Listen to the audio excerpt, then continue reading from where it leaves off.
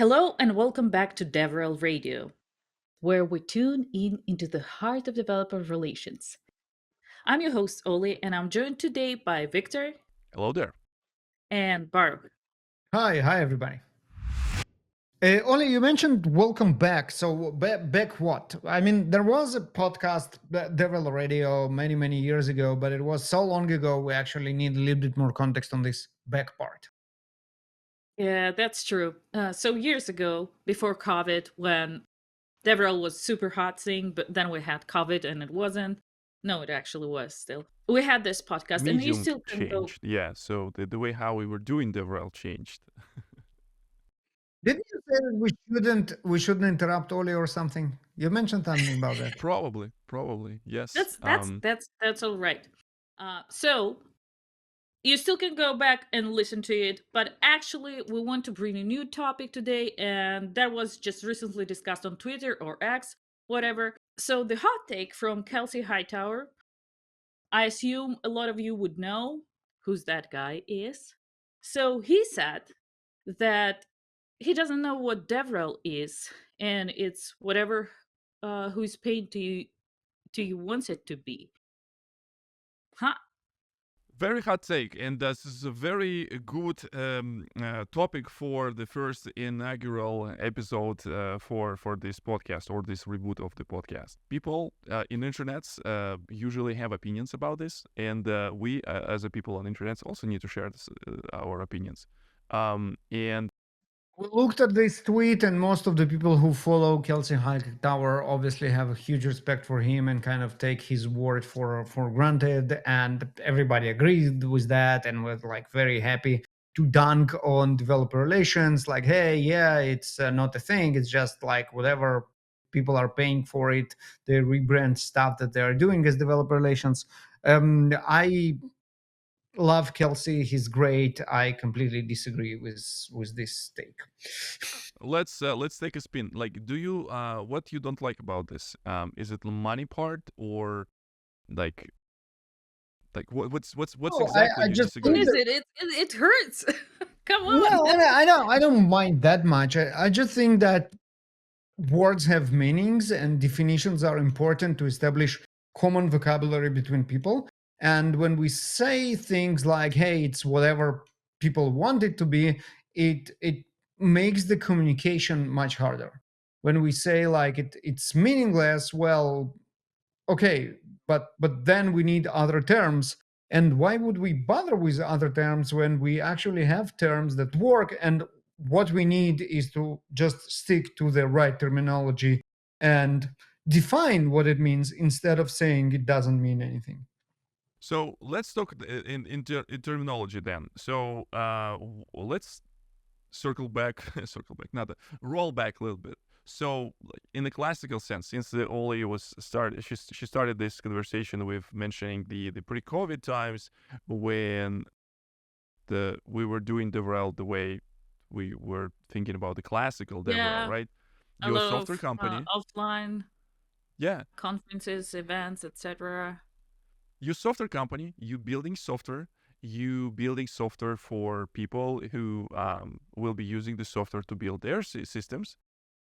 And that's why you need to have a conversation, you need to have a channel to talk to those people. Traditionally, in order for the company to grow and for the company to make some money, they need to have this audience. And traditionally, the marketing will be doing like outreach, and they will need to put all those people into their funnel. But developers, they are, how we like to say this, slightly immune, if we continue to this analogy with the COVID stuff, to traditional marketing, meaning that they feel that someone will try to sell them something. And that's why this new type of people who were technical enough to have a meaningful technical conversation and understand what the product is and the experts on the product. And also not to just shove it into your face, but rather listen to you, understanding your problem, and show this to you how you can solve your problem using this particular tool. How accurate is this? Like, That's a am I nice way to put it, because I still think that it's like tricking developers into thinking, yeah, this guy's just teaching me. He's not selling me his stuff. But it's much wider than that, right? It's in the end of the day, I think a lot of confusion comes from the exact that part that okay, so it's not whatever you want it to be, but it's broad enough to include different aspects. And I think maybe Kelsey, in his own like a little bit proactive way, meant exactly that. That in this wide definition of developer relations, it can be a bunch of things. In the end of the day, developer relations is useful for a lot of things. It's useful for employer brand, for example, for recruitment. So can we say that developer relations is an HR tool? Yes. It is useful for awareness. Can we say that it's a part of marketing funnel? Well, also to an extent. It is useful for developer education. We want the developers to use more of our tool and use it correctly. So is DevRel is part of developer education? Yes. We use it in a product to get feedback from developers instead of on top of focus groups and what's not. Is developer relations is something that has to do with product management? Yes, as well. So can we say that it's so broad that it lost its meaning? I don't agree. I think that it's broad, yes, and it's a great asset to have through the entire company, but it doesn't mean that it's whatever. So you mentioned like a very great point, and I think you moving a little bit faster to this direction to talk about how DevRel will touch different aspects, and that's why I think that's important. It's important practice. It's important. What we're saying. It's not the people. It's the processes. How we calling this? Like, because DevRel is not the person, right? DevRel is all about. It's for me, it's a discipline. It's a discipline, exactly. So it's a discipline that will help a company to approach the customers in more meaningful way, not the one-way direction. Just, hey, we have our stuff, like advertisement. We have advertisement, it's a shiny thing. Use our stuff to do your stuff or whatever. But rather, it's creates a two-way street. Remember, Baruch, and Oli also probably remembers this, like back in the day, you were joking about this, but when you were trying to establish the title for yourself in your previous company, you were seeing yourself more like as a Minister of Foreign Affairs or like ambassador. Secretary of State.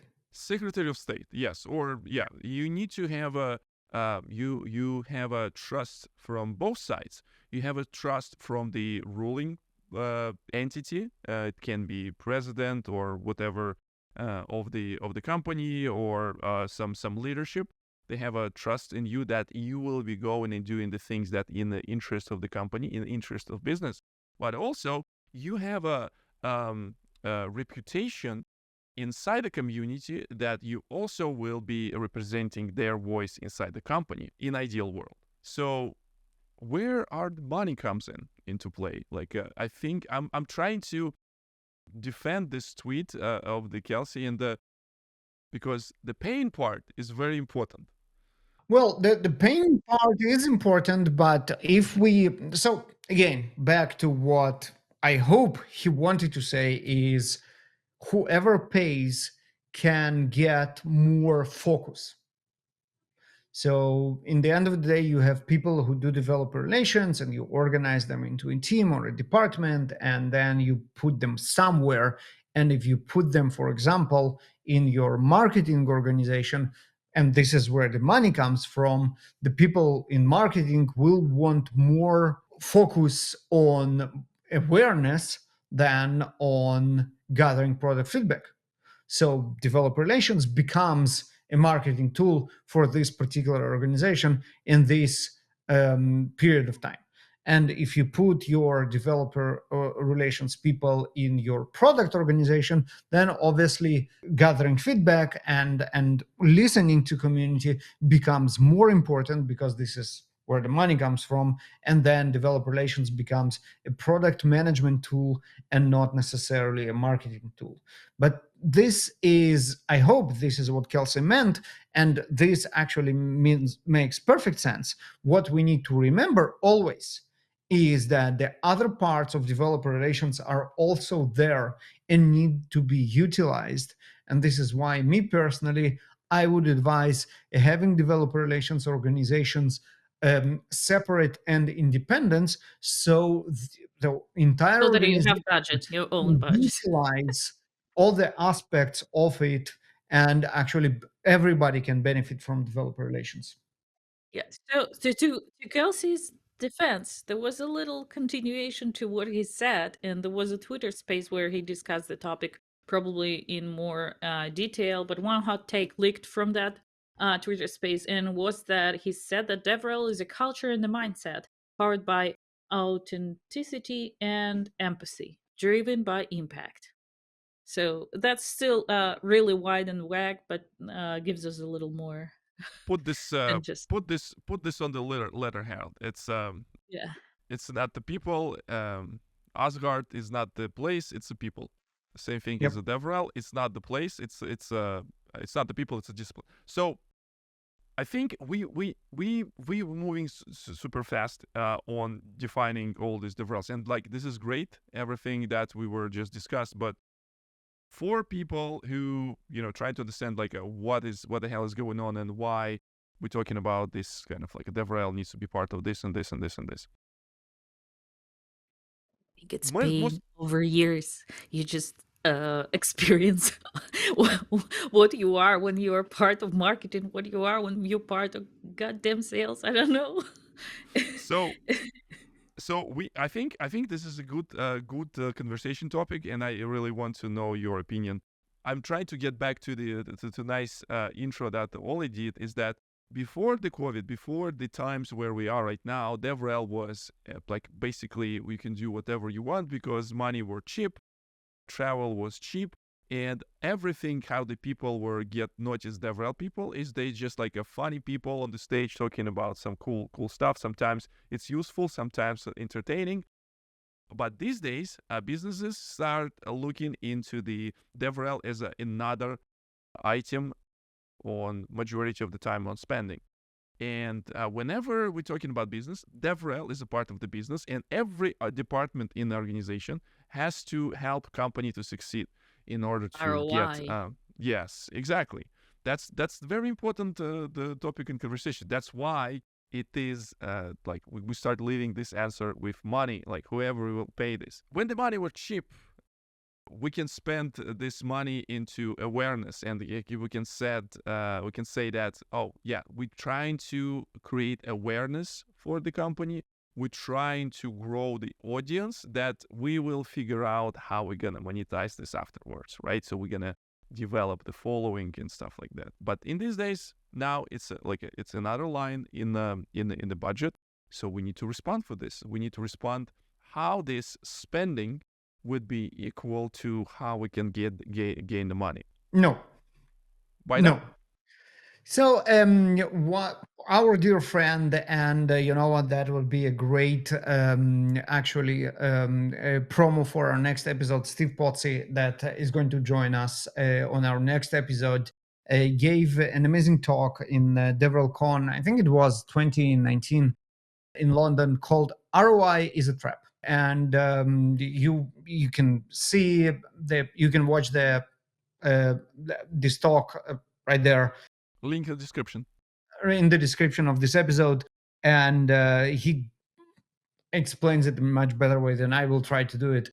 Why thinking in developer relations in terms of return on investment is a trap. In the end of the day, each and every one of us can see why it's a trap when we try to justify an activity like going to speak at a conference. There is no way for us to calculate direct return on investment on this activity. There is no way. Because, first of all, because even if we have someone in the audience who will, after the talk, say, okay, that's a great tool, take my money, here's my credit card, I want to sign up, even correlating this person to our talk will be very difficult.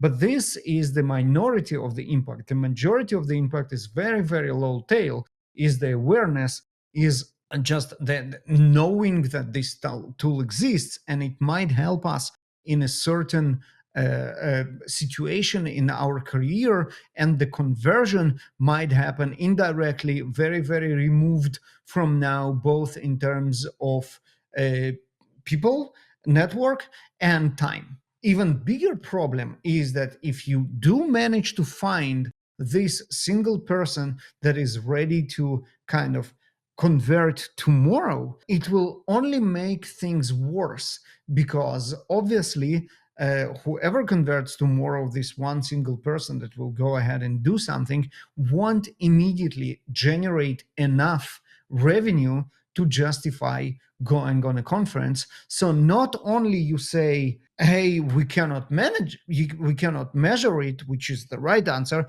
You say, hey, we can measure it, and then measure it wrong, and then actually hurt your cause instead of justifying your existence, instead of helping it. Justifying your existence as developer relations is impossible. And if you end up doing that, you'd better start looking for your next job, because you are going to hurt your case. You are going to prove to management that developer relations is not worth it, and probably you are next to get laid off from this company. So this is a very good point you just made about what I always justifying do. existence. Oli, do you have anything to add before I also continue his thought? When I think about the metrics and some like how to measure impact that I'm doing for my company, I don't think about like that I'm justifying my existence. What I'm looking for is some kind of indicators that I'm going into the right direction. And most of the time, I don't. I need to pivot. I need to change, but still, I look at the metrics, and Exactly. ROI directly might not be the word that I use for that, but still, I'm looking at all the trends, the community health, different types Yeah. of metrics Yeah. are going to the right direction. If I see decline in active members, I'm trying to look what happened, what led to this. But it's never like I'm trying to, okay, we exist because we, I don't know, we got Exactly. this So don't get me wrong. I didn't say not to measure, and obviously I believe in measurements big time, but there is the right way and the right purpose for a measurement, and this is getting better in your job. And this is very, very different from measuring ROI to justifying your existence. I And want to while we, also make a and point that while we all have to do the former, we should stay away from the latter. so I want to make a point that somehow will support what the Baruch was trying to say. Do you folks like oranges? We love oranges. And how you would know that oranges from one brand are better than oranges from another brand? We try both of them and We decide what try we to like. both of them, exactly. And in order to make the different oranges better, or like make them taste them better, the process inside this company who grow these oranges needs to be involved: quality water, quality soil, maybe even quality fertilizer, hopefully good seeds, because it's also a generational thing, because we also need to plant the seeds and see how this evolves. And with this I point, don't like that it's going towards like selections and eugenics or whatnot. no, not really. But how you would justify? So you go to your customer and they say, yeah, we love these oranges because they love the taste. And you cannot measure this apart from this, yes, we love it or we hate it. You can put the different numbers in terms of, oh, the acidity is this, the color is this. And because at the end of the day, your customers needs to decide if they love them or not. So for the companies who make the oranges, there's a sales department who sell and they care about number of oranges they sell, or number of carts and boxes they send. We do have a product organization who will be responsible for growing certain amount for the sales organization to sell. the DevRel in this case, I would say, if I may, is a fertilizer. This is the edge, the something that gives the good taste for your product. When the people say, yeah, we love this. Salespeople will sell buckets of oranges, regardless. They come and go.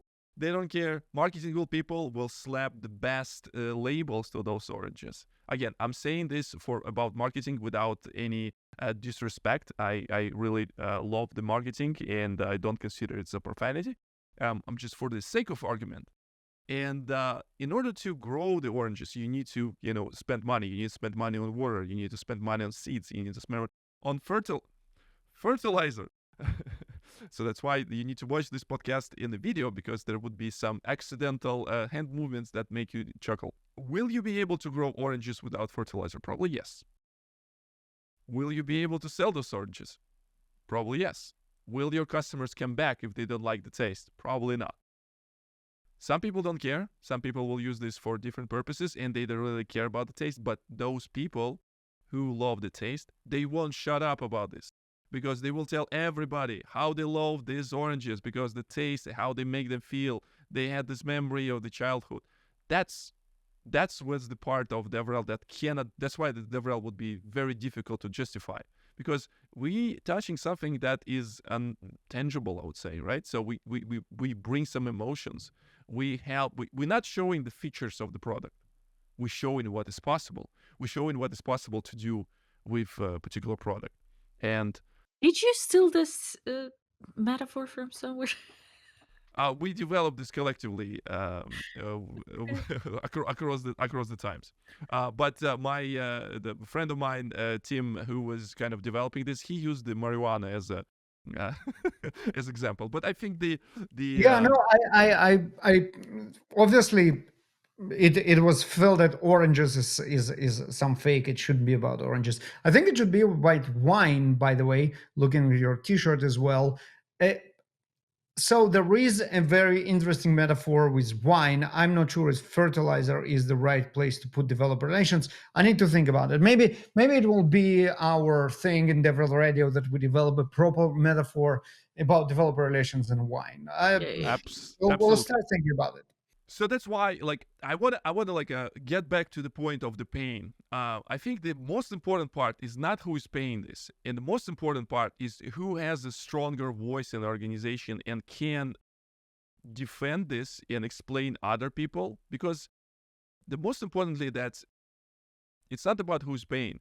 It's more about who understands the value of those people, of the team of those people. So that's why I want 100, in ideal world, I 100% agree with Baruch that the DevRel organization needs to have its own kind of a sitting across the table, because it's not only touching different parts of the organization. I love this metaphor. Remember, Baruch, with the chamomile. We have DevRel in the center, and everyone has its own leaf. And this is exactly this. We cannot enforce. We cannot close the deals. However, we can help move this forward. We cannot help users, all the paid users directly. However, some of the content that we can create can be used by customer success people in order to explain certain concept for the people, so they can make more educated choices. Product people, developer relations is developer zero. Again, continue the virus and the immunity metaphor. Developer zero, they touch the product. They feel like, okay, so we touch it, we don't like it, because we've seen how it works, and we're technical enough to understand this. We can work with HR, because how awesome when the Oli goes in the stage and talking about awesome product, and the people get excited about this, and they want to go into work and buy wax, for example, and build the product itself, because they were super excited. So it's not about who's paying. It's about how people understand the value of this inside their organization. What do you think? That was very comprehensive explanation what DevRel does and why it's important. So I don't really have a lot to add. And also, I hope to come back to this topic with Steve, who's the original author of the talk that we started this discussion, right? And also, you mentioned Tim, and I remembered his hot take about DevRel as a term. So he says that DevRel is a discipline, not a job title, and you don't hire a marketing or an engineer. You hire developer advocates, community managers, tech writers. They do DevRel. They're not DevRels. So Okay, so that's exactly like the DevOps is not a person. It's exactly the same idea. Developer relations is not a title, right? Developer Yes. relations is a discipline, and it comprises of many people. And Marie Tungwell, the author of the great book about developer relations, the business value of developer relations, we interviewed her in the previous reincarnation of DevRel Radio that you can still find and listen, and she spoke about that. There are a lot of roles in DevRel. It includes developer advocates like Viktor and myself. It includes community managers and builders like you, Oli, developer relations engineers, technical writers, you name it. It's a lot of people that all come together and work on developer relations. So yeah, DevRel is not a role. DevRel is a discipline, and it can be focused on different things based on your organizational structure, or it can serve everybody, the entire organization, including even sales, I would claim, if you structure your organization correctly and utilize those resources that developer relations can bring to the table for everybody. I think one last thing is to mention that I hope many people in our network and our listeners will be listening to this podcast. We want to know what you think about this particular topic. Like, is it like a kind of like a pay to play type of situation? Like, who's paying and they will telling you what to do? If the salespeople will pay for your travel for meeting with the customers, should they kind of like have influence on what do you say to the customers and how you would position the things versus if the marketing would pay for this? That would be interesting. Also, let us know if you want to us to bring specific people to talk about particular subject, maybe this topic or some of the. We already have a list of the people who, as Baruch mentioned, as a discipline, we have a ton of different roles and specialities and the people who can share what they do there and how to make the company successful through developer relations. So we also would like to know who you want to us to interview. for the record, as a DevRel professional, I'm wearing multiple hats because it's a really small startup I work for by 2x, and I don't have a luxury to claim that I do only one thing because it's simply impossible. We don't have enough hands, and so my official title is Director of Developer Relations, but in fact, I do what needs to be done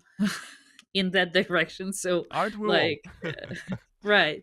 So, I personally don't really ever say that I'm a DevRel because I think it's just grammatically sounds wrong to me. But I don't mind when other people do, especially if they're in situation like me, meaning that they switch from one to another.